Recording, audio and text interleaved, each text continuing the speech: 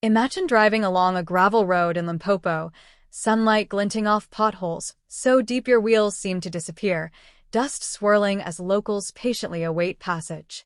Now imagine discovering that funding meant to rescue these very paths, to repair those vital bridges that ease access to schools, clinics, markets, and hope itself, may instead have vanished into shadows of corruption.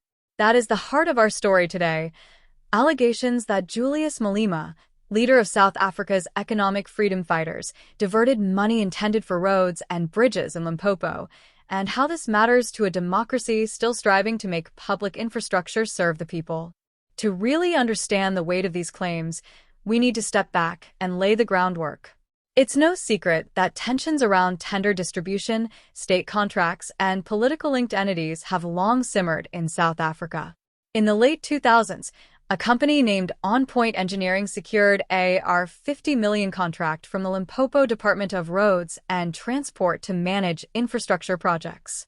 The trouble began when OnPoint turned out to be a shell, a company with virtually no real assets, staff, or track record, its bid embellished with false CVs and inflated credentials. The public protector at the time, Thuli Madonsela, branded the contract unlawful, improper, and a case of malicious misrepresentation. Even more troubling was how OnPoint operated.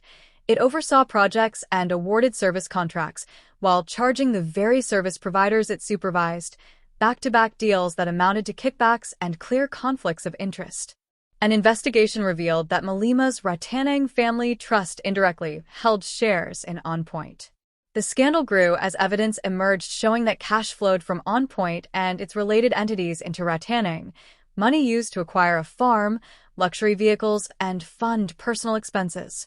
By 2013, Malema faced charges including corruption, fraud, money laundering, and racketeering, accused of using public infrastructure contracts to benefit personally.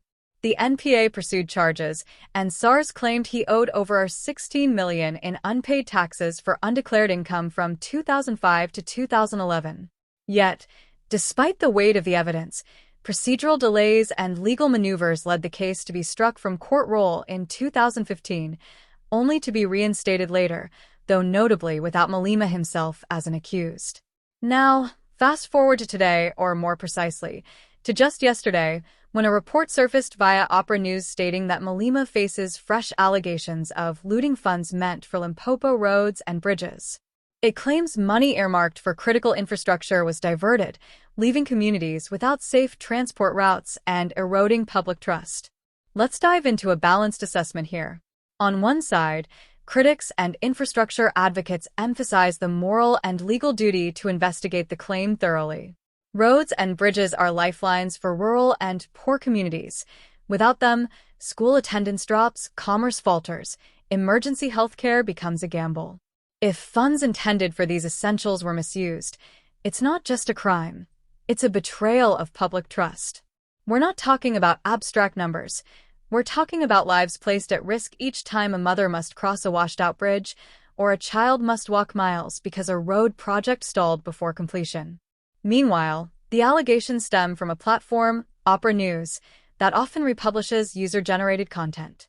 So while it brings urgency, we must ask, has this been vetted by serious investigative journalism or official sources? As of now, mainstream local news outlets and law enforcement websites haven't confirmed the new allegations, so while they raise alarm, they also demand careful scrutiny. Allied perspectives say, if the claims are valid, we need immediate auditing, a transparent inquiry, and accountability. If false or unverified, such reports risk further eroding public confidence in political institutions and unfairly muddy reputations. Either way, the story shines a spotlight on how fragile the bond of trust is between politicians, state institutions, and the people they serve. Every allegation, true or false, chips away at confidence in governance. At the same time, Malema and the EFF have historically denied such allegations vigorously. In 2013, for example, he called such claims betrayal. "I did not steal from you. I will never do that to you," addressing supporters outside Polokwane Court. The EFF's broader narrative has always framed itself as fighting corruption and uplifting the poor, even leading protests like the national shutdown in 2023 against government failures. For many supporters, Malema's image as a fighter for the marginalized outweighs lingering suspicions of corruption. For his critics, however, these stories fit too neatly into a pattern to be ignored. But we can't ignore. Historically, Malema's entanglement in OnPoint and Ratanang shone a light on how political influence and business interests can entangle infrastructure delivery in nepotism and fraud. Even if current allegations are unproven, they echo past controversies that exposed systemic governance failures. And it's worth noting that Limpopo itself has often been at the center of procurement scandals, with the province once placed under national administration due to widespread financial mismanagement. This context makes any new claims of looting all the more explosive. Looking ahead, several scenarios emerge. If an independent investigation clears Malema, it could strengthen his claim of being a target of political smear driven by opponents, or even distraction from larger corruption issues. If credible evidence emerges, it could reignite legal proceedings, reinforce anti-corruption campaigns, and amplify demands for institutional reform in how infrastructure contracts are awarded and monitored. Either way, the issue forces South Africa to ask hard questions about whether its systems are robust enough to prevent public money from being siphoned away from the very people it is meant to serve. At its core, this is about more than one politician. It's about public accountability, the integrity of delivery systems, and whether democracy can deliver roads, bridges, and trust to the poorest communities. The stakes here are not just political careers or party fortunes. They're the lived realities of ordinary South Africans who cannot afford to wait another decade for safe roads and functioning bridges. Every delayed project means more hardship, more danger, and more broken promises. So where do we stand? We're at a critical juncture, a familiar story resurfacing in new guise, forcing us to ask and insist on transparency, justice, and the protection of those who rely most on public infrastructure. The outcome of this conversation will matter not only for Malema and his political trajectory, but also for the broader project of ensuring that South Africa's democracy truly serves its citizens. Thank you for walking through this with me.